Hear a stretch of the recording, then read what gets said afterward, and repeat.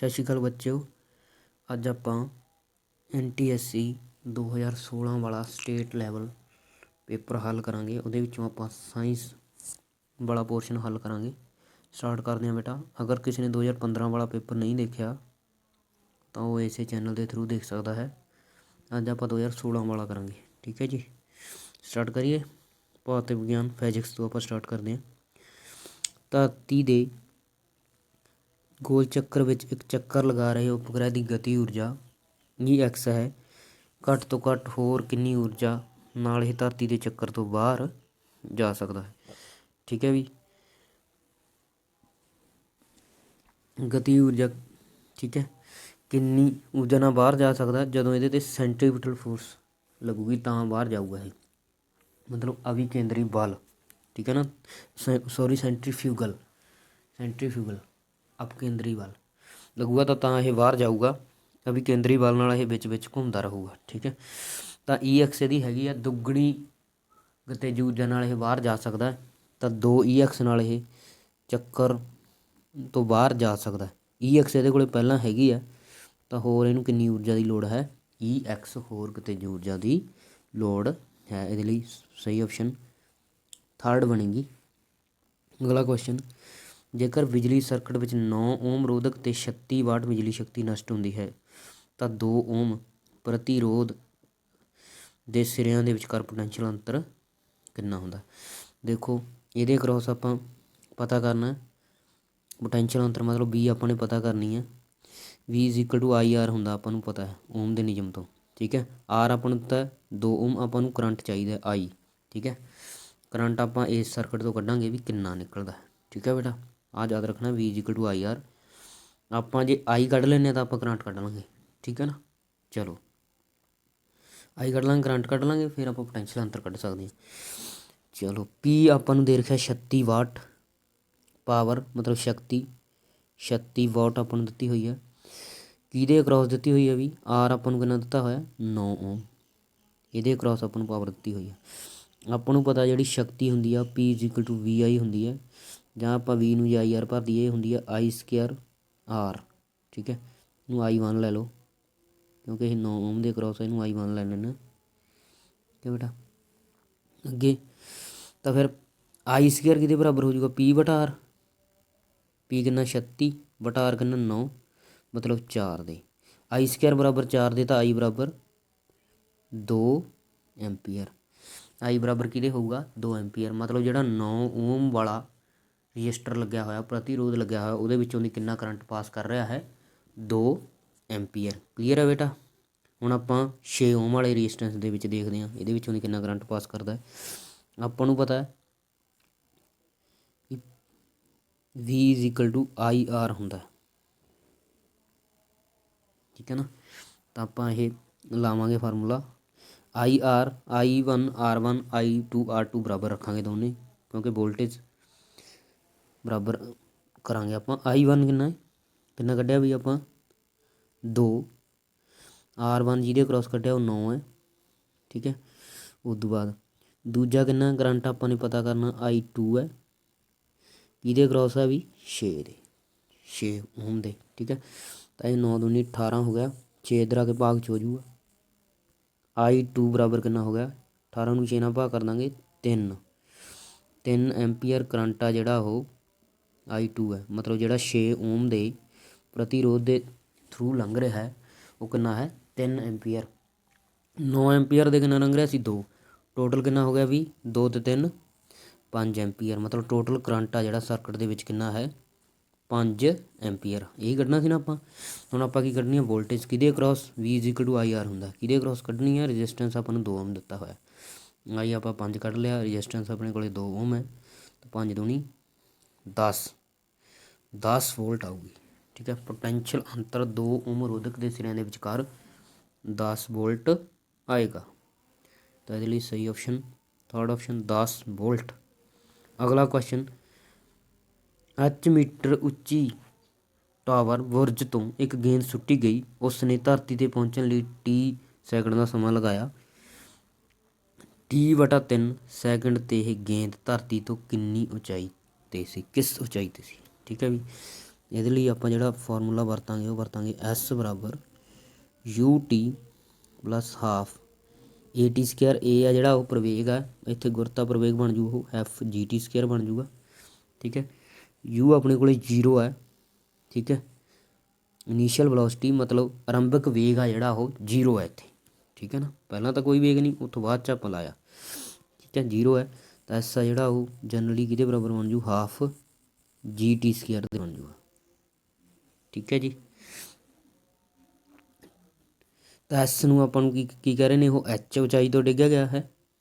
ਠੀਕ ਹੈ, ਇਹ ਐਚ ਬਣ ਜੂ ਨਾ, ਐਸ ਐਚ ਬਣ ਜੂ ਇੱਥੇ, ਐਚ ਉਚਾਈ ਤੋਂ ਡਿੱਗਿਆ ਗਿਆ, ਹਾਫ ਜੀ ਟੀ ਜਿਹੜੀ ਸਮੋਲ ਟੀ ਆ ਉਹਨੂੰ ਟੀ ਕਹਿ ਰਹੇ ਨੇ। ਉੱਧਰੋਂ ਪਹਿਲਾਂ ਜਿਹੜੀ ਉਹ ਸਥਿਤੀ ਸੀ ਇਹ ਸੀ ਐਚ ਬਰਾਬਰ ਹਾਫ ਜੀ ਟੀ ਸਕੇਅਰ। ਹੁਣ ਆਪਾਂ ਟੀ ਨੂੰ ਕੀ ਕਰਨਾ, ਟੀ ਬਟਾ 3 ਕਰਨਾ। ਠੀਕ ਹੈ, ਤਾਂ ਆਪਾਂ ਕੱਢਦੇ ਹਾਂ ਉੱਪਰੋਂ ਇਹਦੀ ਉਚਾਈ, ਉੱਪਰੋਂ ਉਚਾਈ ਇਹਦੀ ਮੰਨ ਲਓ ਡੀ ਲੈ ਲੈਣਾ ਮੈਂ ਉੱਪਰਲੇ ਪਾਸੋਂ। ਠੀਕ ਹੈ, ਆਹ ਤਾਂ ਪੂਰੀ ਐਚ ਹੋ ਜੂਗੀ, ਆਹ ਮੰਨ ਲਓ ਡੀ ਹੈ, ਆਹ ਐਚ ਡੈਸ਼। ਠੀਕ ਹੈ, ਇਹ ਆਪਾਂ ਕੱਢਣੀ ਆ, ਤਾਂ ਐਚ ਡੀ ਕੱਢਦਾ ਪਹਿਲਾਂ ਮੈਂ ਉੱਪਰੋਂ ਉਚਾਈ। ਹੁਣ ਟਾਈਮ ਕਿੰਨਾ ਹੋ ਗਿਆ ਬੇਟਾ, ਟੀ ਬਟਾ 3 ਹੋ ਗਿਆ, ਹਾਫ ਜੀ ਟੀ ਬਟਾ 3।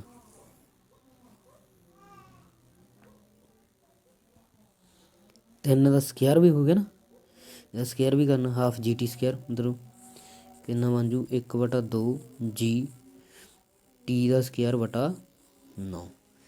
ਕਿੰਨਾ ਫਰਕ ਆ ਵੀ ਪਹਿਲਾਂ ਨਾਲੋਂ, ਆਹ ਤਾਂ ਸਾਰਾ ਕੁਛ ਹੈਗਾ ਹੀ ਸੀ ਪਹਿਲਾਂ, ਹਾਫ ਜੀ ਟੀ ਸਕੇਅਰ ਹੈਗਾ ਸੀ ਨਾ ਪਹਿਲਾਂ ਬੇਟਾ।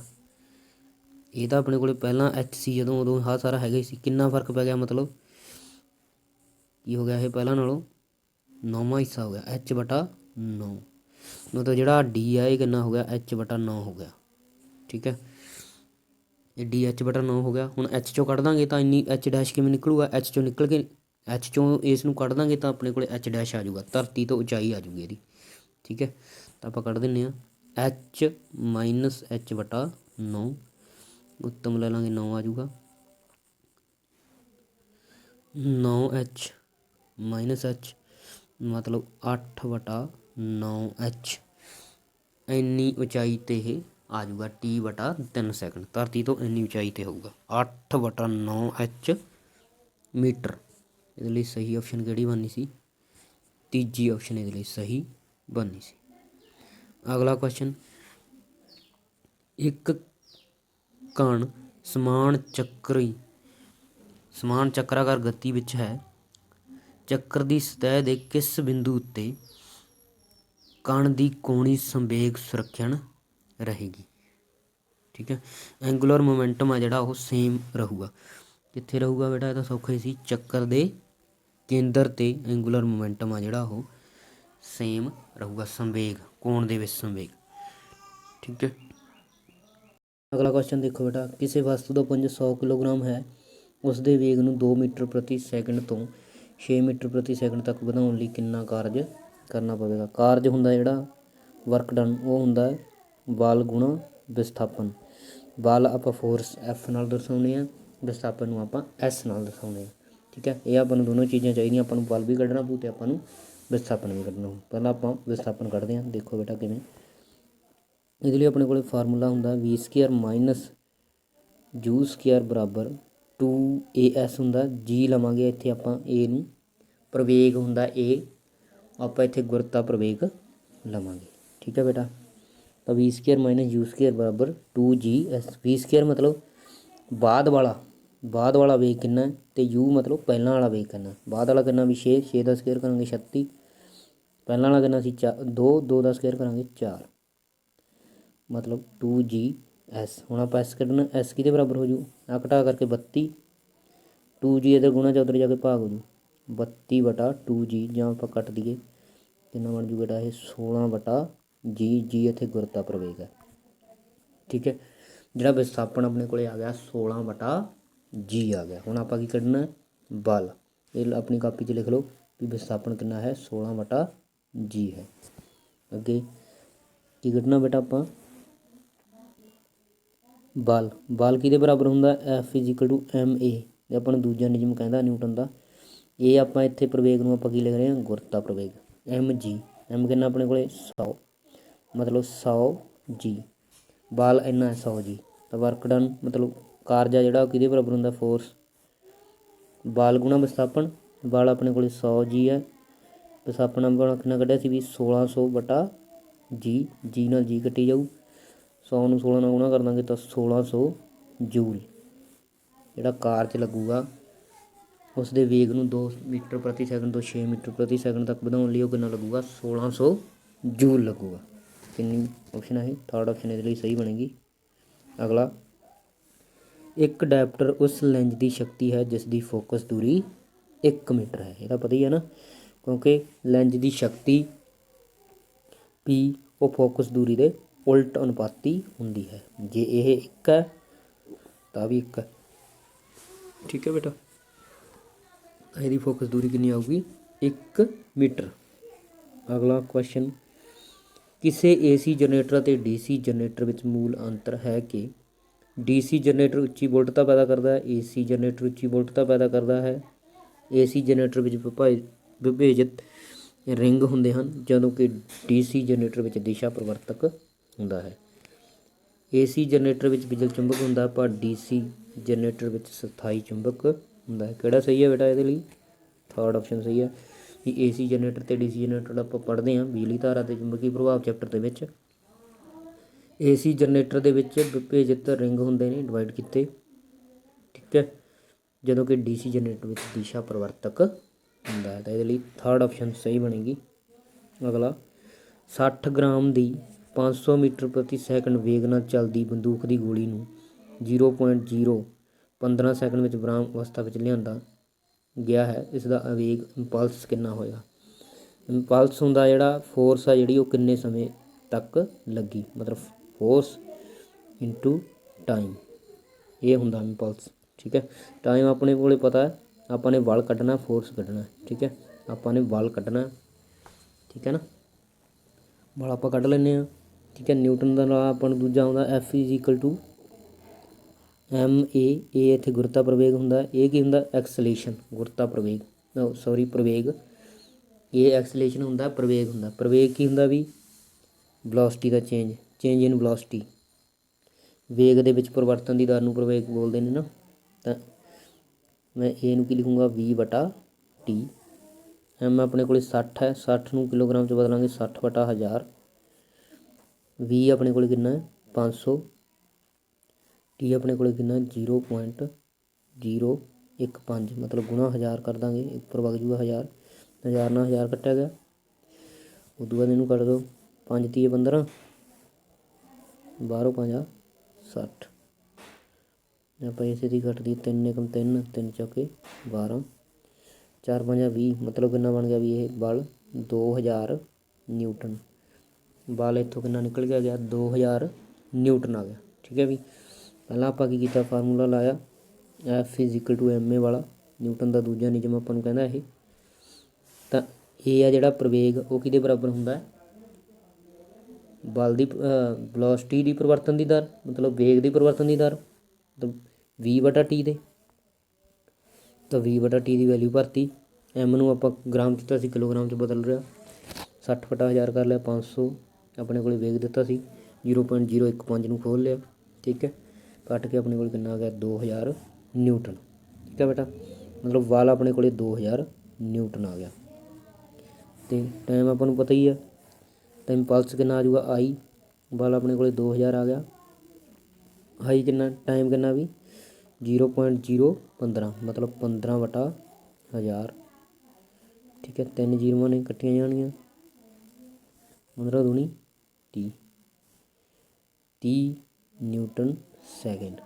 ਮਾਈਨਸ ਦਾ ਆਊਗਾ ਕਿਉਂਕਿ ਇਹ ਵਿਰਾਮ ਅਵਸਥਾ ਵਿੱਚ ਲਿਆਂਦਾ ਗਿਆ, ਗੋਲੀ ਅੱਗੇ ਨੂੰ ਜਾ ਰਹੀ ਸੀ ਪਿੱਛੇ ਵੱਲ ਨੂੰ, ਇਸ ਕਰਕੇ ਡਾਇਰੈਕਸ਼ਨ ਆ ਜਿਹੜੀ ਉਹ ਮਾਈਨਸ ਦੀ ਆਏਗੀ, -30 Ns ਨਿਊਟਨ ਸੈਕਿੰਡ।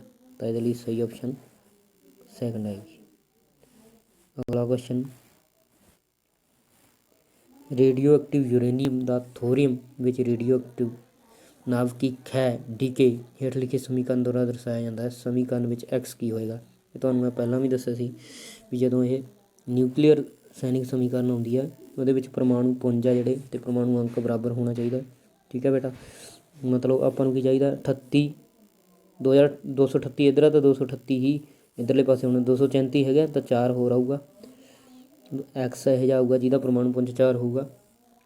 ਪਰਮਾਣੂ ਅੰਕ ਇੱਧਰ 90 ਇੱਧਰ 92 ਆ ਤਾਂ 2 ਹੋਰ ਆਊਗਾ। ਠੀਕ ਹੈ, ਤਾਂ ਇਹ ਆਊਗਾ ਜਿਹਦਾ ਪਰਮਾਣੂ ਅੰਕ ਤਾਂ 2 ਹੋਵੇ, ਪਰਮਾਣੂ ਪੁੰਜ 4 ਹੋਵੇ ਤਾਂ ਕਿਹੜਾ ਹੁੰਦਾ ਬੇਟਾ ਉਹ ਅਲਫਾ ਕਣ, ਜਾਂ ਆਪਾਂ ਉਹਨੂੰ ਹੀਲੀਅਮ ਵੀ ਬੋਲ ਦਿੰਦੇ ਹਾਂ। ਹੀਲੀਅਮ, ਇਸ ਨੂੰ ਹੀਲੀਅਮ ਨੂੰ ਅਲਫਾ ਕਣ ਬੋਲਦੇ ਨੇ। ਠੀਕ ਹੈ, ਤਾਂ ਇਹਦੇ ਲਈ ਸਹੀ ਆਪਸ਼ਨ ਆ ਜਿਹੜੀ ਉਹ ਕਿਹੜੀ ਆਊਗੀ ਅਲਫਾ ਕਣ। ਅਗਲਾ ਕੁਐਸਚਨ, ਦੋ ਪੈਂਡੂਲਮ ਬੋਬ ਜਿਨ੍ਹਾਂ ਦਾ ਪੁੰਜ 1 ਕਿਲੋਗ੍ਰਾਮ ਅਤੇ 2 ਕਿਲੋਗ੍ਰਾਮ ਹੈ, ਉਹਨਾਂ ਨੂੰ 4 ਮੀਟਰ ਅਤੇ 1 ਮੀਟਰ ਦੀ ਲੰਬਾਈ ਵਾਲੇ ਧਾਗਿਆਂ ਨਾਲ ਇੱਕ ਠੋਸ ਟੇਕ ਤੋਂ ਲਟਕਾਇਆ ਹੋਇਆ ਹੈ। ਉਹਨਾਂ ਦੇ ਆਵਰਤ ਕਾਲ ਦਾ ਅਨੁਪਾਤ ਦੱਸੋ। ਟਾਈਮ ਪੀਰੀਅਡ ਹੁੰਦਾ ਜਿਹੜਾ ਪੈਂਡੂਲਮ ਦਾ ਆਵਰਤ ਕਾਲ ਉਹ ਹੁੰਦਾ 2 ਪਾਈ, ਤੁਸੀਂ ਪੜ੍ਹਿਆ L/G। ਠੀਕ ਹੈ, 2 ਪਾਈ L/G। ਹੁਣ ਆਪਾਂ 2 ਨੇ ਤਾਂ L1/G, ਦੂਜੇ ਨੂੰ ਕਿਵੇਂ ਲਿਖ ਲਾਂਗੇ 2 ਪਾਈ L2/G। ਦੇਖੋ ਜਦੋਂ ਇਹਨਾਂ ਨੂੰ ਆਪਾਂ ਭਾਗ ਕਰਾਂਗੇ, ਠੀਕ ਹੈ, ਤਾਂ 2 ਪਾਈ ਨਾਲ 2 ਪਾਈ ਕੈਂਸਲ, G ਨਾਲ G ਕੈਂਸਲ, ਤਾਂ T1/T2 ਸਕੁਆਇਰ ਰੂਟ L1/L2 ਆ ਜਾਊਗਾ। ਠੀਕ ਹੈ, ਕਲੀਅਰ ਹੈ ਨਾ। ਆਪਾਂ ਲਿਖਾਂਗੇ T1/T2 ਅਨੁਪਾਤ ਸਕੁਆਇਰ ਰੂਟ ਦੇ ਵਿੱਚ L1/L2। ਠੀਕ ਹੈ, ਹੁਣ L1 ਆਪਾਂ ਨੂੰ ਕਿੰਨੀ ਦਿੱਤੀ ਹੈ ਵੀ 4, L2 ਕਿੰਨਾ ਦਿੱਤਾ 1, 4 ਦਾ ਵਰਗਮੂਲ 2, 1 ਦਾ ਵਰਗਮੂਲ 1, ਮਤਲਬ 2/1। ਠੀਕ ਹੈ, ਅਤੇ ਕਿੰਨਾ ਆ ਗਿਆ ਮਤਲਬ, ਜਾਂ ਸਿੰਪਲੀ ਆਪਾਂ ਕਹਿ ਦਈਏ 2 ਆ ਗਿਆ। ਠੀਕ ਹੈ ਨਾ, ਅਤੇ ਇਹਦੇ ਲਈ ਸਹੀ ਆਪਸ਼ਨ ਕੀ ਆਏਗੀ, ਤੀਜੀ ਆਏਗੀ 2। ਉਹਨਾਂ ਦੇ ਵਰਤਕਾਲ ਦੀ ਅਨੁਪਾਤ ਕਿੰਨਾ ਆਏਗਾ 2 ਆਏਗਾ। ਅਗਲਾ, ਇੱਕ ਇਲੈਕਟ੍ਰੋਨ ਅਤੇ ਪ੍ਰੋਟੋਨ ਚੁੰਬਕੀ ਖੇਤਰ ਵਿੱਚ ਬਰਾਬਰ ਵੇਗ ਨਾਲ ਅੰਦਰ ਵੜਦੇ ਹਨ, ਉਹਨਾਂ ਵਿੱਚੋਂ ਕਿਹੜਾ ਜ਼ਿਆਦਾ ਬਲ ਅਨੁਭਵ ਕਰੇਗਾ।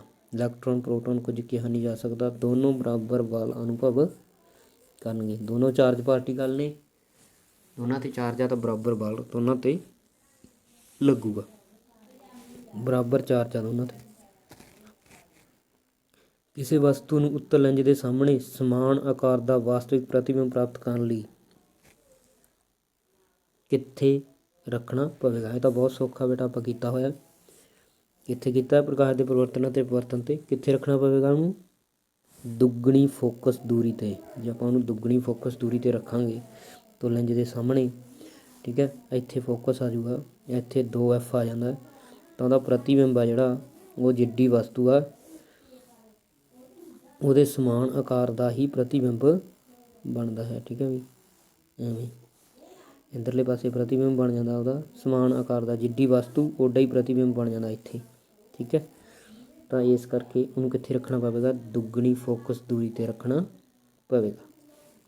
ਅਗਲਾ, 45 ਡਿਗਰੀ ਸੈਲਸੀਅਸ ਤਾਪਮਾਨ ਦਾ ਫਾਰਨਹੀਟ ਪੈਮਾਨੇ ਵਿੱਚ ਮਾਨ ਕੀ ਹੋਏਗਾ। ਕਾਫੀ ਇੰਪੋਰਟੈਂਟ ਆ, ਤਾਂ ਇਹ ਕਿਵੇਂ ਬਦਲਦੇ ਹੁੰਦੇ ਆਪਾਂ ਫਾਰਨਹੀਟ ਦੇ ਵਿੱਚ। ਡਿਗਰੀ ਫਾਰਨਹੀਟ ਬਰਾਬਰ ਡਿਗਰੀ ਸੈਲਸੀਅਸ ਗੁਣਾ 9/5 ਪਲੱਸ 32। ਇਹ ਹੁੰਦਾ ਫਾਰਮੂਲਾ, ਯਾਦ ਰੱਖ ਲਓ। ਫਾਰਨਹੀਟ ਨੂੰ ਸੈਲਸੀਅਸ ਬਦਲਣਾ ਜਾਂ ਸੈਲਸੀਅਸ ਨੂੰ ਫਾਰਨਹੀਟ 'ਚ ਬਦਲਣ ਵਾਸਤੇ ਡਿਗਰੀ ਫਾਰਨਹੀਟ ਬਰਾਬਰ ਡਿਗਰੀ ਸੈਲਸੀਅਸ ਗੁਣਾ 9/5 ਪਲੱਸ 32। ਡਿਗਰੀ ਸੈਲਸੀਅਸ ਆਪਣੇ ਕਿੰਨੇ ਦਿੱਤਾ 45, 45 ਗੁਣਾ 9/5 ਪਲੱਸ 32, ਕੱਟ ਦਿਓ 9 5 45, 9 9 81, 81 ਦੇ 32 ਕਿੰਨੇ ਹੋ ਜਾਣਗੇ 113 ਡਿਗਰੀ ਫਾਰਨਹੀਟ ਇਹ ਆ ਜਾਊਗਾ। ਠੀਕ ਹੈ, ਹੁਣ ਜੇ ਨਾ ਫਾਰਮੂਲੇ 'ਚ ਮੁੱਲ ਹੀ ਭਰਨਾ, ਕੱਟ ਕੇ 113 ਡਿਗਰੀ ਫਾਰਨਹੀਟ ਇਹ ਆ ਜਾਏਗਾ, ਮਤਲਬ ਦੂਜੀ ਆਪਸ਼ਨ ਸਹੀ ਆ ਜਾਏਗੀ। ਅਗਰ ਆਪਾਂ ਨੂੰ ਕਹਿੰਦੇ ਵੀ ਡਿਗਰੀ ਸੈਲਸੀਅਸ ਨੂੰ ਕੈਲਵਿਨ 'ਚ ਬਦਲੋ ਤਾਂ ਆਪਾਂ ਕੀ ਜੋੜ ਦਿੰਦੇ ਹੁੰਦੇ ਹਾਂ 273 ਜੋੜ ਦਿੰਦੇ ਹਾਂ, ਹੈ ਨਾ। ਜੇ ਆਪਾਂ ਨੂੰ ਕਹਿੰਦਾ ਵੀ 100 ਡਿਗਰੀ ਸੈਲਸੀਅਸ ਨੂੰ ਕੈਲਵਿਨ 'ਚ ਬਦਲੋ, 100 ਡਿਗਰੀ ਸੈਲਸੀਅਸ 273 ਜੋੜ ਦਾਂਗੇ, ਮਤਲਬ ਕਿੰਨਾ ਬਣ ਜੂਗਾ 373 ਕੈਲਵਿਨ ਬਣ ਜੂਗਾ। ਠੀਕ ਹੈ, ਇਹ ਵੀ ਯਾਦ ਰੱਖਣਾ। ਅਗਲਾ ਕੁਐਸਚਨ ਰਸਾਇਣ ਵਿਗਿਆਨ ਦੇ ਨੇ। ਤੁਹਾਨੂੰ ਸਿਲਵਰ ਨਾਈਟ੍ਰੇਟ AgNO3 ਦਾ ਘੋਲ ਦਿੱਤਾ ਗਿਆ, ਹੇਠ ਵਿੱਚੋਂ ਕਿਹੜੀ ਧਾਤ ਚਾਂਦੀ ਨੂੰ ਉਸਦੇ ਸਿਲਵਰ ਨਾਈਟ੍ਰੇਟ ਦੇ ਘੋਲ ਵਿੱਚ ਵਿਸਥਾਪਿਤ ਨਹੀਂ ਕਰ ਸਕਦੀ। ਨਹੀਂ ਆਊਗਾ ਇੱਥੇ ਬੇਟਾ, ਗਲਤ ਦਿੱਤਾ ਹੋਇਆ, ਇੰਗਲਿਸ਼ ਦੇ ਵਿੱਚ ਸਹੀ ਦਿੱਤਾ ਹੋਇਆ ਵਿਸਥਾਪਿਤ ਨਹੀਂ ਕਰ ਸਕਦੀ, ਉਹ ਦੱਸਣਾ ਆਪਾਂ ਜਿਹੜੀ ਨਹੀਂ ਕਰ ਸਕਦੀ। ਠੀਕ ਹੈ, ਕਿਹੜੀ ਨਹੀਂ ਕਰ ਸਕਦੀ ਫਿਰ, ਸੋਨਾ, ਕਿਉਂਕਿ ਇਹ ਚਾਂਦੀ ਤੋਂ ਵੀ ਘੱਟ ਕਿਰਿਆਸ਼ੀਲ ਹੈ। ਬਾਕੀ ਮੈਗਨੀਸ਼ੀਅਮ, ਜ਼ਿੰਕ, ਕਾਪਰ ਇਹ ਸਾਰੇ ਵਿਸਥਾਪਿਤ ਕਰ ਸਕਦੇ ਹਨ। ਇੱਕ ਵਾਰੀ ਤੁਸੀਂ ਕੁਐਸਚਨ ਦਾ ਇੰਗਲਿਸ਼ ਵੀ ਪੜ੍ਹਨਾ, ਜਿਵੇਂ ਦੇਖੋ ਇਹਦੇ ਵਿੱਚ ਇੰਗਲਿਸ਼ 'ਚ ਸਹੀ ਦਿੱਤਾ ਹੋਇਆ, you are given a solution of silver nitrate, which of the following do you think cannot displace, cannot ਲਿਖਿਆ ਨਾ, ਮਤਲਬ ਨਹੀਂ ਡਿਸਪਲੇਸ ਕਰ ਸਕਦਾ Ag from the AgNO3 solution। ਠੀਕ ਹੈ, cannot displace ਲਿਖਿਆ ਹੋਇਆ ਨਾ, ਤਾਂ ਇੱਥੇ ਸਹੀ ਲਿਖਿਆ ਹੋਇਆ, ਮਤਲਬ ਇਹਦੇ ਲਈ ਗੋਲਡ ਆਊਗਾ। ਸੋਨਾ ਇਹਦੇ ਨੂੰ ਡਿਸਪਲੇਸ ਨਹੀਂ ਕਰ ਸਕਦਾ। ਅਗਲਾ ਕੁਐਸਚਨ, 4 ਤੱਤ ABCD ਜਿਨ੍ਹਾਂ ਦੀ ਪਰਮਾਣੂ ਅੰਕ ਦਿੱਤੇ ਨੇ 6, 8, 10, 12, ਕਿਹੜੇ ਦੋ ਤੱਤ ਆਪਸ ਵਿੱਚ ਕਿਰਿਆ ਕਰਕੇ ਅਯਨੀ ਬੰਧਨ ਬਣਾਉਂਦੇ ਹਨ। ਦੇਖ ਲਓ ਵੀ ਕਿਹੜੇ ਦੋ ਘੱਟ, 6 ਕੀ ਆ, ਕਾਰਬਨ ਹੈ, 8 ਆਕਸੀਜਨ ਹੈ, 10 ਨਿਓਨ ਹੈ, ਅਤੇ 12 ਕੀ ਆ ਵੀ ਮੈਗਨੀਸ਼ੀਅਮ। ਕਿਹਦਾ ਕੰਪਾਊਂਡ ਆਪਾਂ ਨੂੰ ਦੇਖਣ ਨੂੰ ਮਿਲਦਾ, ਮੈਗਨੀਸ਼ੀਅਮ ਅਤੇ ਆਕਸੀਜਨ ਦਾ, ਜਿਹੜਾ ਆਪਾਂ ਪੜ੍ਹਦੇ ਹਾਂ ਮੈਗਨੀਸ਼ੀਅਮ ਆਕਸਾਈਡ MgO। ਤਾਂ ਕਿਹੜਾ ਵੀ ਇਹ B ਅਤੇ D ਆਪਸ ਵਿੱਚ ਅਯਨੀ ਬੰਧਨ ਬਣਾਉਂਦੇ ਹਨ। ਇਹਦੇ ਲਈ ਸਹੀ ਆਪਸ਼ਨ ਕਿਹੜੀ ਆਏਗੀ, ਚੌਥੀ। ਨੇੜੇ ਲਿਖੇ ਯੌਗਕਾਂ ਦੇ ਜੋੜੇ ਵਿੱਚੋਂ ਕਿਹੜਾ ਜੋੜਾ ਅਸੰਤ੍ਰਿਪਤ ਯੌਗਕਾਂ ਦਾ ਹੈ। ਇਹਦੇ ਵਿੱਚ ਡਬਲ ਜਾਂ ਟ੍ਰਿਪਲ ਬੌਂਡ ਬਣਦੇ ਨੇ, ਕਿਹੜਾ ਵੀ ਇਹ ਵਾਲਾ C4H6 ਅਤੇ C6H12। ਠੀਕ ਹੈ, ਇਹ ਜੋੜਾ ਅਸੰਤ੍ਰਿਪਤ ਯੌਗਕਾਂ ਦਾ ਹੈ। ਤੁਸੀਂ ਬਣਾ ਕੇ ਵੇਖ ਲਓਗੇ ਇਹਨੂੰ ਤਾਂ ਪਤਾ ਲੱਗ ਜਾਏਗਾ ਤੁਹਾਨੂੰ ਵੀ ਇਹ ਡਬਲ ਬੌਂਡ ਇਹਦੇ ਵਿੱਚ ਬਣਦਾ ਹੈ। ਠੀਕ ਹੈ, ਜਿਵੇਂ ਇਹਨੂੰ ਮੈਂ ਬਣਾਉਣਾ C4 ਅਤੇ H6 ਨੂੰ ਬਣਾਉਣਾ ਹੋਵੇ ਜੇ, ਜਿਵੇਂ ਲਿਖਾਂਗੇ CH2 CH double bond CH2, ਦੇਖੋ ਬਣ ਗਿਆ ਨਾ ਡਬਲ ਬੌਂਡ। ਕਾਰਬਨਾਂ 4 ਹੋ ਗਈਆਂ, ਹਾਈਡਰੋਜਨਾਂ 6 ਹੋ ਗਈਆਂ, ਅਤੇ ਇਹਦੇ ਲਈ ਇਹ ਤਾਂ ਉਸੇ ਫੋਰਮ 'ਚ ਹੀ ਆ ਗਿਆ, ਮਤਲਬ CnH2n ਫੋਰਮ 'ਚ ਹੀ ਆ ਗਿਆ। ਤਾਂ ਫਿਰ ਇਹ ਤਾਂ ਆਪੀ ਅਸੰਤ੍ਰਿਪਤ ਹੈ। ਅਲਕੀਨ ਦਾ ਹੁੰਦਾ ਨਾ ਜਰਨਲ ਫਾਰਮੂਲਾ, ਇਹ ਤਾਂ ਉਸੇ 'ਚ ਹੀ ਆ ਜਾਂਦਾ, ਇਸ ਕਰਕੇ ਅਸੰਤ੍ਰਿਪਤ ਹੈ ਇਹ। ਠੀਕ ਹੈ ਬੇਟਾ, ਤਾਂ ਇਹਦੇ ਲਈ ਥਰਡ ਆਪਸ਼ਨ ਸਹੀ ਬਣੂਗੀ। ਅਗਲਾ, ਹੇਠਲਿਆਂ ਵਿੱਚੋਂ ਤੱਤਾਂ ਦੇ ਕਿਹੜੇ ਗਰੁੱਪ ਵਿੱਚ ਧਾਤਵੀ ਗੁਣ ਵੱਧਦੇ ਕ੍ਰਮ ਅਨੁਸਾਰ ਹਨ। ਧਾਤਵੀ ਗੁਣ ਵੱਧਦੇ ਕ੍ਰਮ ਅਨੁਸਾਰ ਹਨ। ਦੇਖੋ ਬੇਟਾ, ਪਹਿਲੇ 'ਚ ਵੀ ਨਹੀਂ ਹੈ, ਦੂਜੇ 'ਚ ਵੀ ਨਹੀਂ, ਤੀਜੇ 'ਚ ਵੀ ਵੱਧਦੇ ਕ੍ਰਮ ਅਨੁਸਾਰ ਨਹੀਂ ਹੈ, ਤਾਂ ਕਿਹੜੇ 'ਚ ਹੈ, ਚੌਥੇ ਦੇ ਵਿੱਚ ਇਹ ਵੱਧਦੇ ਕ੍ਰਮ ਅਨੁਸਾਰ ਹੈਗੇ ਨੇ। ਠੀਕ ਹੈ, ਧਾਤਵੀ ਗੁਣ ਆਪਾਂ ਤੱਤਾਂ ਦੀ ਆਵਰਤੀ ਵਰਗੀਕਰਨ ਚੈਪਟਰ ਦੇ ਵਿੱਚ ਹੈਗਾ, ਡਿਟੇਲ ਦੇ ਵਿੱਚ ਆਪਾਂ ਪੜ੍ਹਿਆ ਹੈ। ਠੀਕ ਹੈ ਜੀ। ਅਗਲਾ, ਕੁਲਾਇਡ ਦੇ ਗੁਣਾਂ ਲਈ ਠੀਕ ਹੈ, ਇਹ ਸਮਅੰਗੀ ਘੋਲ ਹੈ। ਕੁਲਾਇਡ ਦੇ ਗੁਣਾਂ ਲਈ ਕਹਿੰਦੇ ਕੀ ਠੀਕ ਹੈ, ਠੀਕ ਹੈ ਵੀ ਇਹ ਸਮਅੰਗੀ ਘੋਲ ਹੈ, ਨਹੀਂ ਸਮਅੰਗੀ ਘੋਲ ਨਹੀਂ ਹੈ ਇਹ। ਕੁਲਾਇਡ ਦੇ ਕਣਾਂ ਦਾ ਆਕਾਰ ਇੰਨਾ ਛੋਟਾ ਹੁੰਦਾ, ਇਹਨਾਂ ਨੂੰ ਕਣਾਂ ਨੰਗੇ ਅੱਖ ਨਾਲ ਨਹੀਂ ਵੇਖਿਆ ਜਾ ਸਕਦਾ, ਇਹ ਠੀਕ ਹੈ। ਕੁਲਾਇਡ ਦੇ ਕਣ ਇੰਨੇ ਵੱਡੇ ਹੁੰਦੇ ਹਨ ਜੋ ਪ੍ਰਕਾਸ਼ ਦੇ ਬੀਮ ਨੂੰ ਖਿਲਾਉਂਦੇ ਹਨ, ਉਸਦੇ ਮਾਰਗ ਨੂੰ ਦ੍ਰਿਸ਼ਟੀਗੋਚਰ ਬਣਾਉਂਦੇ ਹਨ, ਇਹ ਵੀ ਠੀਕ ਹੈ। ਮਤਲਬ B ਅਤੇ C ਠੀਕ ਹੈ। ਕਿਹੜੀ ਆਪਸ਼ਨ ਸਹੀ ਬਣੇਗੀ ਫਿਰ, ਦੂਜੀ ਆਪਸ਼ਨ ਸਹੀ ਬਣੂਗੀ ਵੀ B ਅਤੇ C ਆ ਉਹ ਠੀਕ ਹਨ। ਅਗਲਾ, ਕਾਪਰ ਸਲਫੇਟ ਦੇ ਘੋਲ ਵਿੱਚ ਲੋਹੇ ਦੀ ਮੇਖ ਪਾਈ ਜਾਂਦੀ ਹੈ ਅਤੇ ਕਾਪਰ ਸਲਫੇਟ ਦਾ ਰੰਗ ਬਦਲ ਜਾਂਦਾ ਹੈ। ਕਾਪਰ ਸਲਫੇਟ ਦੇ ਘੋਲ ਦੇ ਵਿੱਚ ਲੋਹੇ ਦੀ ਮੇਖ ਪਾਈ ਜਾਂਦੀ, ਮਤਲਬ ਆਇਰਨ ਪਾਇਆ ਜਾਂਦਾ, ਆਇਰਨ ਦਾ ਸਲਫੇਟ ਬਣ ਜਾਂਦਾ, ਕਾਪਰ ਨੂੰ ਡਿਸਪਲੇਸ ਕਰ ਦਿੰਦਾ। ਇਹ ਕੀ ਆ ਵੀ ਇਹ, ਠੀਕ ਹੈ, ਇਹ ਕਾਪਰ ਸਲਫੇਟ ਦਾ ਰੰਗ ਬਦਲ ਜਾਂਦਾ ਹੈ। ਠੀਕ ਹੈ ਇਹ ਸਟੇਟਮੈਂਟ। ਕਾਪਰ ਲੋਹੇ ਨਾਲੋਂ ਘੱਟ ਕਿਰਿਆਸ਼ੀਲ ਹੈ, ਕਾਪਰ ਲੋਹੇ ਨਾਲੋਂ ਘੱਟ ਕਿਰਿਆਸ਼ੀਲ ਹੈ, ਤਾਂ ਹੀ ਲੋਹੇ ਨੇ ਕਾਪਰ ਨੂੰ ਕੀ ਕਰਤਾ, ਵਿਸਥਾਪਿਤ ਕਰਤਾ। ਠੀਕ ਹੈ, ਤਾਂ ਇਹ ਦੋਨੋਂ ਹੀ ਸਹੀ ਨੇ, ਮਤਲਬ A ਅਤੇ R ਦੋਵੇਂ ਉਚਿਤ ਹਨ। A R ਲਈ ਉਚਿਤ ਕਾਰਨ ਵੀ ਹੈ, ਕਿਉਂ ਵਿਸਥਾਪਿਤ ਕਰ ਦਿੰਦਾ ਵੀ ਕਾਪਰ ਘੱਟ ਕਿਰਿਆਸ਼ੀਲ ਹੈ, ਇਸ ਕਰਕੇ ਲੋਹਾ ਉਹਨੂੰ ਵਿਸਥਾਪਿਤ ਕਰ ਦਿੰਦਾ ਹੈ। ਇਹਦੇ ਲਈ ਦੂਜੀ ਆਪਸ਼ਨ ਸਹੀ ਆਏਗੀ। ਅਗਲਾ question, lithium, beryllium, boron, carbon, nitrogen ਤੱਤਾਂ ਦੇ ਅਰਧ ਵਿਆਸ ਦੇ ਵਾਧੇ ਕ੍ਰਮ ਅਨੁਸਾਰ ਠੀਕ ਤਰਤੀਬ ਕੀ ਹੋਏਗੀ। ਕੀ ਹੋਏਗੀ ਵੀ ਤੱਤਾਂ ਦੇ ਵਾਧੇ ਕ੍ਰਮ ਅਨੁਸਾਰ ਇਹਦੀ ਆਪਾਂ ਤਰਤੀਬ ਦੱਸਣੀ ਹੈ ਵੀ ਕੀ ਹੋਏਗੀ। ਇਹਦਾ ਬਹੁਤ ਸੌਖਾ ਕੁਐਸਚਨ ਹੈ। ਕਿਹੜੀ ਹੋਊਗੀ, ਪਹਿਲੀ ਹੋਊਗੀ ਨਾਈਟ੍ਰੋਜਨ, ਕਾਰਬਨ, ਬੋਰੋਨ, ਬਰੀਲੀਅਮ। ਲੀਥੀਅਮ ਦਾ ਸਾਈਜ਼ ਹੈ ਜਿਹੜਾ ਸਭ ਤੋਂ ਵੱਡਾ ਹੋਊਗਾ, ਕਿਉਂਕਿ ਜਦੋਂ ਆਪਾਂ ਪੀਰੀਅਡ ਦੇ ਵਿੱਚ ਜਾਂਦੇ ਹਾਂ ਇੱਕੋ ਸ਼ੈੱਲ ਦੇ ਵਿੱਚ ਇਲੈਕਟ੍ਰੋਨ ਐਂਟਰ ਕਰਦੇ ਜਾਂਦੇ ਨੇ, ਯਾਨੀ ਕਿ ਅਰਧ ਵਿਆਸ ਘਟਦਾ ਜਾਂਦਾ ਹੈ। ਠੀਕ ਹੈ, ਤਾਂ ਉੱਧਰ ਨੂੰ ਜਾ ਕੇ ਅਰਧ ਵਿਆਸ ਘਟਦਾ ਜਾਂਦਾ, ਤਾਂ ਵਾਧਾ ਕਰਮ ਕੀ ਆਊਗਾ, ਲੀਥੀਅਮ ਵਾਲੇ ਪਾਸੇ ਵਾਧਾ ਕਰਮ ਆਊਗਾ। ਨਾਈਟ੍ਰੋਜਨ ਦਾ ਸਭ ਤੋਂ ਛੋਟਾ, ਕਾਰਬਨ ਦਾ ਉਦੋਂ ਵੱਡਾ ਬੋਰੋਨ, ਉਦੋਂ ਵੱਡਾ ਬਰੀਲੀਅਮ, ਅਤੇ ਸਭ ਤੋਂ ਵੱਡਾ ਲੀਥੀਅਮ। ਠੀਕ ਹੈ ਬੇਟਾ। ਅਗਲਾ, ਆਵਰਤੀ ਸਾਰਣੀ ਵਿੱਚ 3 ਤੱਤਾਂ A ਅਤੇ B सी ਦੀ ਸਥਿਤੀ ਦਿੱਤੀ ਹੋਈ ਆ। ਗਰੁੱਪ ਨੰਬਰ 16 ਹੈ, ਠੀਕ ਹੈ। ਇਹ ਗਰੁੱਪ ਨੰਬਰ 17 ਇਹ ਹੈਲੋਜਨ ਵਾਲਾ ਗਰੁੱਪ ਹੈ, ਠੀਕ ਹੈ ਜੀ। ਇਹ ਇੱਕ ਇੱਧਰਲਾ ਗਰੁੱਪ ਹੈ, ਠੀਕ ਹੈ, ਹੈਲੋਜਨ ਤੋਂ। ਇਹ ਇੱਕ ਧਾਤ ਹੈ, ਇਹ ਇੱਕ ਧਾਤ ਨਹੀਂ ਹੈ ਕਿਉਂਕਿ ਧਾਤਾਂ ਖੱਬੇ ਪਾਸੇ ਹੁੰਦੀਆਂ ਨੇ ਆਵਰਤੀ ਸਾਰਨੀ ਵਿੱਚ। ਬੀ ਨਾਲੋਂ ਸੀ ਦਾ ਸਾਈਜ਼ ਛੋਟਾ ਹੈ, ਬੀ ਨਾਲੋਂ ਸੀ ਦਾ ਸਾਈਜ਼ ਛੋਟਾ ਵੀ ਠੀਕ ਹੈ ਕਿਉਂਕਿ ਪੀਰੀਅਡ ਦੇ ਵਿੱਚ ਜਾਂਦੇ ਸਾਈਜ਼ ਛੋਟਾ ਹੁੰਦਾ ਜਾਂਦਾ। ਤੱਤ ਏ ऋण ਚਾਰਜ ਤਾਂ ਦਿੰਦਾ, ਇਹ ਵੀ ਠੀਕ ਹੈ। ਕਿਹੜੇ ਕਿਹੜੇ ਠੀਕ ਹੈ ਵੀ ਬੀ ਅਤੇ ਸੀ ਠੀਕ ਹਨ। ਦੂਜੀ ਆਪਸ਼ਨ ਸਹੀ ਹੈ, ਕੇਵਲ ਬੀ ਅਤੇ ਸੀ ਠੀਕ ਹਨ, ਠੀਕ ਹੈ ਬੇਟਾ। ਹੇਠ ਲਿਖਿਆਂ ਵਿੱਚੋਂ ਕਿਸ ਯੁੱਗ ਵਿੱਚ ਸਭ ਤੋਂ ਵੱਧ ਦੂਰੇ ਬੰਧਨ ਹੁੰਦੇ ਹਨ? ਇਹ ਮੈਂ ਤੁਹਾਨੂੰ ਕਰਵਾਇਆ ਵੀ ਹੋਣਾ, ਤੁਹਾਡੇ ਸਰ ਨੇ ਵੀ ਕਰਵਾਇਆ ਹੋਣਾ। ਇਹਨਾਂ ਦੇ ਵਿੱਚ ਤਾਂ ਦੋ, ਪ੍ਰੋਪੀਨ ਦੇ ਵਿੱਚ ਪ੍ਰੋਪੇਨੋਨ ਇੱਕ ਹੁੰਦਾ, ਠੀਕ ਹੈ। ਪ੍ਰੋਪੀਨ ਦੇ ਵਿੱਚ ਵੀ ਡਬਲ ਬੌਂਡ ਹੁੰਦਾ, ਠੀਕ ਹੈ। ਇਹਦੇ ਵਿੱਚ ਵੀ ਇੱਕ ਇੱਕ ਹੋ ਗਿਆ। ਬੈਂਜੀਨ ਦੇ ਵਿੱਚ 3 ਹੁੰਦੇ ਨੇ, ਠੀਕ ਹੈ ਬੇਟਾ। ਕੀਤਾ ਨਾ ਆਪਾਂ ਸਟਰਕਚਰ ਇਹਦਾ, ਬੈਂਜੀਨ ਦਾ ਕੀਤਾ ਸੀ। ਕਿੰਨੇ ਹੁੰਦੇ ਨੇ? 3 ਹੁੰਦੇ ਨੇ, 1 2 ਅਤੇ 3। 3 ਦੂਰੇ ਬੰਧਨ ਹੁੰਦੇ ਨੇ, ਤਾਂ ਇਹਦੇ ਵਿੱਚ ਸਭ ਤੋਂ ਵੱਧ ਦੂਰੇ ਬੰਧਨ ਹੁੰਦੇ ਨੇ ਬੈਂਜੀਨ ਦੇ ਵਿੱਚ 3 ਹੁੰਦੇ ਨੇ। ਇਹਦੇ ਲਈ ਦੂਜੀ ਆਪਸ਼ਨ ਸਹੀ ਬਣੇਗੀ। ਗ੍ਰੇਫਾਈਟ ਵਿੱਚ ਇੱਕ ਕਾਰਬਨ ਪਰਮਾਣੂ ਕਿੰਨੇ ਹੋਰ ਕਾਰਬਨ ਪਰਮਾਣੂਆਂ ਨਾਲ ਜੁੜਿਆ ਹੁੰਦਾ? ਕਿੰਨੇ ਨਾਲ ਜੁੜਿਆ ਹੁੰਦਾ ਵੀ? ਸਟਰਕਚਰ ਦੇਖਿਆ ਨਾ ਆਪਾਂ ਗ੍ਰੇਫਾਈਟ ਦਾ, ਕਿੰਨੇ ਨਾਲ ਜੁੜਿਆ ਹੁੰਦਾ?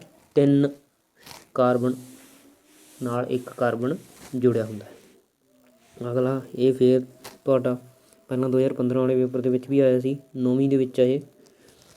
ਇੱਕ ਘੋਲ ਵਿੱਚ 58.5 ਸਧਾਰਨ ਨਮਕ 360 ਗ੍ਰਾਮ ਪਾਣੀ ਵਿੱਚ ਘੁਲਿਆ ਹੋਇਆ, ਇਸ ਘੋਲ ਵਿੱਚ ਪ੍ਰੋਟੋਨਾਂ ਦੀ ਕੁੱਲ ਸੰਖਿਆ ਕਿੰਨੀ ਹੋਵੇਗੀ? ਪ੍ਰੋਟੋਨਾਂ ਦੀ ਸੰਖਿਆ ਮਤਲਬ ਕਿੰਨੇ ਇਲੈਕਟ੍ਰੋਨਾਂ ਦੀ ਸੰਖਿਆ ਕੱਢ ਲਾਂਗੇ ਆਪਾਂ, ਠੀਕ ਹੈ। ਜਿੰਨੀ ਇਲੈਕਟ੍ਰੋਨਾਂ ਦੀ ਸੰਖਿਆ ਹੋਏਗੀ ਉਨੀ ਹੀ ਪ੍ਰੋਟੋਨਾਂ ਦੀ ਸੰਖਿਆ ਹੋਏਗੀ। ਇਹਦੇ ਲਈ ਸਹੀ ਉੱਤਰ ਹੈ ਜਿਹੜਾ ਉਹ 4th ਆਪਸ਼ਨ ਆਏਗੀ, ਤੁਸੀਂ ਕੱਢ ਸਕਦੇ ਹੋ ਆਸਾਨੀ ਨਾਲ। 9ਵੀਂ ਦੀ ਸਾਇੰਸ ਦੇ ਵਿੱਚ ਇਹ ਆਪਾਂ ਸਿੱਖਿਆ। ਅਗਲਾ, ਕੈਲਸ਼ੀਅਮ ਹਾਈਡਰੋਕਸਾਈਡ ਦੇ ਘੋਲ ਨਾਲ ਦੀਵਾਰਾਂ 'ਤੇ ਸਫੈਦੀ ਕੀਤੀ ਜਾਂਦੀ ਹੈ। 2 ਜਾਂ 3 ਦਿਨਾਂ ਬਾਅਦ ਸਫੈਦੀ ਕੀਤੀ ਹੋਈ ਦੀਵਾਰਾਂ 'ਤੇ ਚਮਕ ਆ ਜਾਂਦੀ ਹੈ, ਇਹ ਕਿਸ ਯੁੱਗ ਦੇ ਬਣਨ ਕਾਰਨ ਹੁੰਦਾ ਹੈ? ਕੈਲਸ਼ੀਅਮ ਹਾਈਡਰੋਕਸਾਈਡ ਨਾਲ ਦੀਵਾਰਾਂ 'ਤੇ ਸਫੈਦੀ ਕੀਤੀ ਜਾਂਦੀ ਹੈ, ਪਰ ਉਹ ਕਾਰਬਨ ਡਾਈਆਕਸਾਈਡ ਨਾਲ ਕਿਰਿਆ ਕਰ ਲੈਂਦਾ, ਬਾਅਦ ਦੇ ਵਿੱਚ ਉਹ ਕੈਲਸ਼ੀਅਮ ਕਾਰਬੋਨੇਟ ਬਣਾਉਂਦਾ, ਜਿਸ ਕਾਰਨ ਇਹਨਾਂ ਦੇ ਉੱਤੇ ਕੀ ਆ ਜਾਂਦੀ ਹੈ ਬੇਟਾ?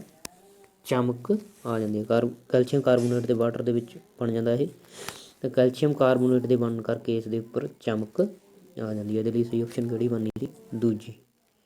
ਅਗਲਾ, ਆਕਸੀਜਨ ਅਣੂ ਦੇ ਕਿੰਨੇ ਪੁੰਜ ਵਿੱਚ 2.5 ਮੋਲ ਕਲੋਰੀਨ ਦੇ ਬਰਾਬਰ ਅਣੂ ਪਾਏ ਜਾਂਦੇ ਹਨ? ਇਹ ਵੀ ਸੌਖਾ ਹੀ ਹੈ, ਇਹ ਵੀ ਤੁਸੀਂ ਕੱਢ ਸਕਦੇ ਹੋ, 9ਵੀਂ ਦੀ ਸਿੰਪਲ ਹੈ। ਪਰਮਾਣੂ ਦੇ ਅਣੂ ਚੈਪਟਰ ਦੇ ਵਿੱਚ ਨਿਊਮੈਰੀਕਲ ਹੈ 80 ਗ੍ਰਾਮ, ਠੀਕ ਹੈ। ਜਦੋਂ ਇਹਨੂੰ ਕੈਲਕੂਲੇਟ ਕਰੋਗੇ 80 ਗ੍ਰਾਮ ਬਰਾਬਰ ਅਣੂ ਪਾਏ ਜਾਣਗੇ। ਜੀਵ ਵਿਗਿਆਨ ਵਾਲਾ ਪੋਰਸ਼ਨ ਦੇਖੋ ਬੇਟਾ, ਹੇਠ ਲਿਖੇ ਦੇ ਵਿੱਚ ਕਿਹੜਾ ਕਥਨ ਸਹੀ ਹੈ? ਮਨੁੱਖ ਵਿੱਚ 2 ਜੋੜੇ ਲਿੰਗੀ ਗੁਣਸੂਤਰ ਪਾਏ ਜਾਂਦੇ ਹਨ, ਗਲਤ ਹੈ ਇਹ। ਜੇ ਬੱਚਾ ਆਪਣੇ ਪਿਤਾ ਤੋਂ ਖਾਨਦਾਨੀ X ਗੁਣਸੂਤਰ ਪ੍ਰਾਪਤ ਕਰਦਾ ਹੈ ਤਾਂ ਉਹ ਲੜਕਾ ਹੋਵੇਗਾ, ਇਹ ਸਟੇਟਮੈਂਟ ਕੀ ਹੈ? ਸਹੀ ਹੈ। ਜੇ ਬੱਚਾ ਆਪਣੇ ਪਿਤਾ ਤੋਂ ਖਾਨਦਾਨੀ Y ਗੁਣਸੂਤਰ ਪ੍ਰਾਪਤ ਕਰਦਾ ਹੈ ਤਾਂ ਉਹ ਲੜਕੀ ਹੋਏਗੀ, ਇਹ ਵੀ ਠੀਕ ਹੈ। ਜੇ ਬੱਚਾ ਪਿਤਾ ਤੋਂ ਖਾਨਦਾਨੀ X ਗੁਣਸੂਤਰ ਪ੍ਰਾਪਤ ਕਰਦਾ ਤਾਂ ਉਹ ਲੜਕੀ ਹੋਵੇਗੀ, ਤਾਂ ਇਹ ਗਲਤ ਹੈ। ਦੇਖੋ ਇਹਦੇ ਵਿੱਚ 2 ਗਲਤ ਆ, 2 ਸਹੀ ਹੈ। ਹੁਣ ਇਹਦੇ ਵਿੱਚ ਤੁਸੀਂ ਦੂਜੀ ਤੀਜੀ ਆਪਸ਼ਨ ਲਾ ਸਕਦੇ ਸੀ ਵੀ ਸਹੀ ਵਾਸਤੇ, ਕੁਐਸਚਨ ਗਲਤ ਪਾਇਆ ਹੋਇਆ ਇਹ, ਠੀਕ ਹੈ ਬੇਟਾ। ਅਗਲਾ ਕੁਐਸਚਨ, ਲੁਬਾ ਗ੍ਰੰਥੀ ਲੁਬਾ ਰਸ ਛੱਡਦੀ ਹੈ ਜਿਸ ਵਿੱਚ ਪ੍ਰੋਟੀਨਾਂ ਦੇ ਪਾਚਨ ਲਈ ਡੈਸ਼ ਐਂਜ਼ਾਈਮ ਹੁੰਦਾ ਹੈ। ਕਿਹੜਾ ਹੁੰਦਾ ਵੀ? ਲੁਬਾ ਗ੍ਰੰਥੀ ਦੇ ਵਿੱਚ ਪ੍ਰੋਟੀਨਾਂ ਦੇ ਪਾਚਨ ਲਈ ਟ੍ਰਿਪਸਨ ਐਂਜ਼ਾਈਮ ਹੁੰਦਾ ਹੈ। ਅਣਇੱਛਤ ਕਿਰਿਆਵਾਂ ਜਿਵੇਂ ਕਿ ਲਹੂ ਦਾ ਦਬਾਅ, ਲਾਰ ਆਉਣਾ ਅਤੇ ਉਲਟੀ ਆਉਣ ਦਾ ਕੰਟਰੋਲ ਡੈਸ਼ ਦੁਆਰਾ ਹੁੰਦਾ ਹੈ। ਕਿਸ ਦੁਆਰਾ ਹੁੰਦਾ ਹੈ? ਇਹ ਦਿਮਾਗੀ ਮਨੁੱਖੀ ਦਿਮਾਗ ਆਪਣੇ ਸਿਲੇਬਸ ਦੇ ਵਿੱਚ ਹੈਗਾ, ਉਹਦੇ ਵਿੱਚੋਂ ਹੈ। ਮੈਡੂਲਾ ਦੁਆਰਾ ਇਹ ਹੁੰਦਾ ਹੈ। ਲਹੂ ਗੇਟ ਦਾ ਸਹੀ ਰਸਤਾ ਕਿਹੜਾ ਹੈ? ਪਹਿਲਾਂ ਵੀ ਆਇਆ ਸੀ, ਆਰੀਕਲ, ਵੈਂਟਰੀਕਲ, ਧਮਨੀ, ਸ਼ਿਰਾ। ਪਹਿਲੀ ਆਪਸ਼ਨ ਸਹੀ ਆਏਗੀ। ਅਗਲਾ, ਦਿਲ ਪੇਸ਼ੀ ਦੇ ਸੈੱਲ ਡੈਸ਼ ਹੁੰਦੇ ਨੇ। ਦਿਲ ਪੇਸ਼ੀ ਦੇ ਸੈੱਲ ਕਿਹੜੇ ਹੁੰਦੇ ਨੇ? ਬੇਲਨਾਕਾਰ, ਸ਼ਾਖਿਤ ਅਤੇ ਇੱਕ ਕੇਂਦਰਕ ਹੁੰਦਾ ਹੈ, ਮਤਲਬ ਚੌਥੀ ਆਪਸ਼ਨ ਇਹਦੇ ਲਈ ਸਹੀ ਆਏਗੀ।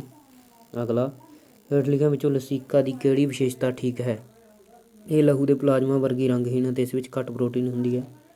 ਇਹ ਲਹੂ ਦੇ ਸਫੈਦ ਰਕਤਾਣੂਆਂ ਵਰਗੀ ਰੰਗਹੀਨ ਅਤੇ ਇਸ ਵਿੱਚ ਜ਼ਿਆਦਾ ਪ੍ਰੋਟੀਨ ਹੁੰਦੀ ਹੈ। ਇਹ ਲਹੂ ਦੇ ਲਾਲ ਰਕਤਾਣੂਆਂ ਵਰਗੀ ਅਤੇ ਇਸ ਦਾ ਰੰਗ ਲਾਲ ਹੈ। ਇਸ ਵਿੱਚ ਜ਼ਿਆਦਾ ਚਰਬੀ ਹੁੰਦੀ ਹੈ। ਕਿਹੜਾ ਸਹੀ ਹੈ ਵੀ? ਪਹਿਲਾ ਸਹੀ ਹੈ। ਇਹ ਲਹੂ ਦੇ ਪਲਾਜ਼ਮਾ ਵਰਗੀ ਰੰਗਹੀਨ ਅਤੇ ਇਸ ਵਿੱਚ ਘੱਟ ਪ੍ਰੋਟੀਨ ਹੁੰਦੀ ਹੈ। ਅਗਲਾ ਕੁਐਸਚਨ, ਮੈਚ ਦਾ ਕਾਲਮ 1 ਦਾ ਕਾਲਮ 2 ਨਾਲ ਮਿਲਾਨ ਕਰੋ, ਸਹੀ ਵਿਕਲਪ ਚੁਣੋ। ਭੋਜਨ ਲੜੀ ਕੀ ਹੁੰਦੀ ਹੈ ਵੀ? ਜੀਵਾਂ ਦੀ ਲੜੀ ਜੋ ਇੱਕ ਦੂਜੇ ਨੂੰ ਖਾਂਦੇ ਨੇ। ਮਤਲਬ ਇਹ ਦਾ ਮਿਲਾਣਾ ਜਿਹੜਾ ਤੀਜੇ ਨਾਲ ਹੋਊਗਾ। ਦੇਖੋ ਇਹਦਾ ਮਿਲਾਣਾ ਤੀਜੇ ਨਾਲ ਕਿਹਦੇ 'ਚ? ਪਹਿਲੀ 'ਚ ਹੋਇਆ, ਬਾਕੀ ਆਪਦੇ ਆਪ ਹੀ ਮਿਲ ਜਾਣਗੇ। ਠੀਕ ਹੈ। ਭੋਜਨ ਜਾਲ ਕੀ ਹੁੰਦਾ? ਭੋਜਨ ਲੜੀਆਂ ਦਾ ਆਪਸੀ ਤਾਲਮੇਲ, ਮਤਲਬ ਬੀ ਹੈ ਜਿਹੜਾ ਚੌਥੇ ਨਾਲ ਮਿਲੂਗਾ। ਜੈਕਲਾ ਜੋ ਮਾਸਾਹਾਰੀ ਹੈ, ਹਾਥੀ ਸ਼ਾਕਾਹਾਰੀ ਹੈ। ਠੀਕ ਹੈ ਬੇਟਾ, ਇਹਦੇ ਲਈ ਪਹਿਲੀ ਆਪਸ਼ਨ ਸਹੀ ਬਣੇਗੀ। ਹੇਠ ਲਿਖਿਆਂ ਵਿੱਚੋਂ ਮਨੁੱਖ ਵਿੱਚ ਕਿਹੜਾ ਮਾਦਾ ਪ੍ਰਜਨਨ ਪ੍ਰਣਾਲੀ ਦਾ ਹਿੱਸਾ ਨਹੀਂ ਹੈ? ਕਿਹੜਾ ਨਹੀਂ ਹੈ ਵੀ? ਦੇਖੋ ਅੰਡਕੋਸ਼, ਬੱਚੇਦਾਨੀ, ਸ਼ੁਕਰਾਣੂ ਵਹਿਣੀ, ਅੰਡ ਵਹਿਣੀ। ਇਹਦਾ ਆ ਵੀ ਹੈਗਾ, ਇਹ ਵੀ ਹੈਗਾ ਹਿੱਸਾ, ਇਹ ਵੀ ਹੈਗਾ। ਕਿਹੜਾ ਨਹੀਂ ਹੈ? ਸ਼ੁਕਰਾਣੂ ਵਹਿਣੀ। ਤਾਂ ਇਹਦੇ ਲਈ ਸਹੀ ਆਪਸ਼ਨ ਕਿਹੜੀ ਹੋਣੀ ਸੀ? ਸ਼ੁਕਰਾਣੂ ਵਹਿਣੀ। ਇਹ ਨਰ ਪ੍ਰਜਨਨ ਪ੍ਰਣਾਲੀ ਦਾ ਹਿੱਸਾ ਹੈ। ਅਗਲਾ, ਡੈਸ਼ ਹੱਡੀ ਦੀ ਸਤ੍ਹਾ ਅਤੇ ਜੋੜਾਂ ਨੂੰ ਪੱਧਰਾ ਰੱਖਦੀ ਹੈ ਅਤੇ ਇਹ ਨੱਕ, ਕੰਨ ਅਤੇ ਸਾਹ ਨਲੀ ਅਤੇ ਕੰਠ ਵਿੱਚ ਵੀ ਹੁੰਦੀ ਹੈ। ਕਿਹੜੀ ਹੈ ਵੀ ਇਹ? ਉਪਹਸਥੀ ਹੁੰਦੀ ਹੈ ਜਿਹੜੀ ਹੱਡੀ ਦੀ ਸਤ੍ਹਾ ਅਤੇ ਜੋੜਾਂ ਨੂੰ ਪੱਧਰਾ ਰੱਖਦੀ ਹੈ। ਇਹ ਤਿੰਨਾਂ ਚਾਰਾਂ 'ਚ ਹੁੰਦੀ ਹੈ। ਨੱਕ, ਕੰਨ, ਸਾਹ ਨਲੀ ਅਤੇ ਕੰਠ ਵਿੱਚ ਇਹ ਹੁੰਦੀ ਹੈ। ਡੈਸ਼। ਅਗਲਾ ਕੁਐਸਚਨ, ਹੇਠ ਲਿਖਿਆਂ ਵਿੱਚੋਂ ਕਿਸ ਵਰਗ ਦੇ ਪੌਦਿਆਂ ਦੇ ਬੀਜ ਨੰਗੇ ਜਾਂ ਅਣਢਕੇ ਹੁੰਦੇ ਨੇ? ਇਹ ਪੌਦੇ ਬਹੁਵਰਗੀ, ਸਦਾਬਹਾਰ ਅਤੇ ਲੱਕੜੀਨੁਮਾ ਹੁੰਦੇ ਨੇ। ਕਿਹੜੇ ਹੁੰਦੇ ਆ ਵੀ ਇਹ? ਜਿਮਨੋਸਪਰਮ ਬੋਲਦੇ ਆ ਇਹਨਾਂ ਨੂੰ। ਇਹ ਲੱਕੜੀਨੁਮਾ ਹੁੰਦੇ ਆ। ਸਦਾਬਹਾਰ ਮਤਲਬ ਹਰ ਖੇਤਰ ਦੇ ਵਿੱਚ, ਹਰ ਮੌਸਮ ਦੇ ਵਿੱਚ ਹੁੰਦੇ ਨੇ ਇਹ। ਇਹਨਾਂ ਦੇ ਬੀਜ ਅਣਢਕੇ ਹੁੰਦੇ ਹਨ, ਜਿਮਨੋਸਪਰਮ। ਅਗਲਾ, ਡੈਸ਼ ਕਾਰਬੋਹਾਈਡਰੇਟ, ਪ੍ਰੋਟੀਨ ਅਤੇ ਚਰਬੀ ਦੇ ਪੂਰਨ ਪਾਚਨ ਦਾ ਸਾਧਨ ਹੈ। ਕੌਣ ਹੈ ਵੀ? ਛੋਟੀ ਆਂਦਰ। ਇਹਨਾਂ ਦੇ ਪੂਰਨ ਪਾਚਨ ਦਾ ਕੀ ਹੈ? ਸਥਾਨ ਹੈ, ਸਾਧਨ ਨਹੀਂ, ਸਥਾਨ ਹੈ। ਇੱਥੇ ਪਚਦੇ ਨੇ। ਕਲੀਅਰ ਹੈ? ਅਗਲਾ, ਹੇਠ ਲਿਖਿਆਂ ਵਿੱਚੋਂ ਕਿਹੜੀ ਮੈਰੀਸਟੇਮੈਟਿਕ ਸੈੱਲਾਂ ਦੀ ਵਿਸ਼ੇਸ਼ਤਾ ਹੈ? ਫੁਰਤੀਲੇ ਵਿਭਾਜਨਯੋਗ ਸੈੱਲਾਂ ਦਾ ਸੈੱਲ ਪਦਾਰਥ ਗਾੜਾ, ਮੋਟੀਆਂ ਕੰਧਾਂ ਅਤੇ ਕੇਂਦਰਕ ਸਪਸ਼ਟ ਹੁੰਦਾ ਹੈ। ਫੁਰਤੀਲੇ ਵਿਭਾਜਨਯੋਗ ਸੈੱਲਾਂ ਦਾ ਸੈੱਲ ਪਦਾਰਥ ਗਾੜਾ ਹੁੰਦਾ ਹੈ। ਪਤਲੀਆਂ ਸੈੱਲ ਕੰਧਾਂ ਅਤੇ ਰਾਜਧਾਨੀਆਂ ਨਹੀਂ ਹੁੰਦੀਆਂ। ਇਹੀ ਇਹਦੇ ਲਈ ਸਹੀ ਆਪਸ਼ਨ ਹੈ। ਇਹੀ ਵਿਸ਼ੇਸ਼ਤਾ ਹੈ। ਇਹਦੇ ਵਿੱਚ ਕੀ ਹੁੰਦੇ ਨੇ?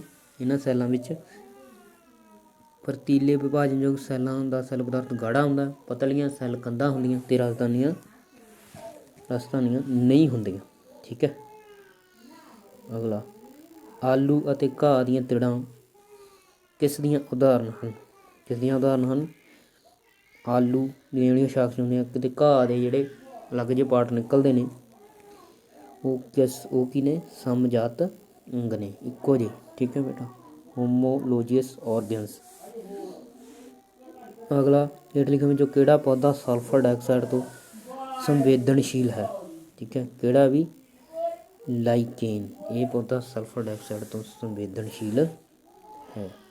ਠੀਕ ਹੈ ਬੇਟਾ, ਇਹ ਸੀ 2016 ਦੇ ਵਿੱਚੋਂ ਸਾਇੰਸ ਵਾਲਾ NTSC ਦਾ ਪਾਰਟ। ਮੈਨੂੰ ਉਮੀਦ ਹੈ ਤੁਹਾਨੂੰ ਇਹ ਸਮਝ ਆਇਆ ਹੋਵੇਗਾ। Thank you.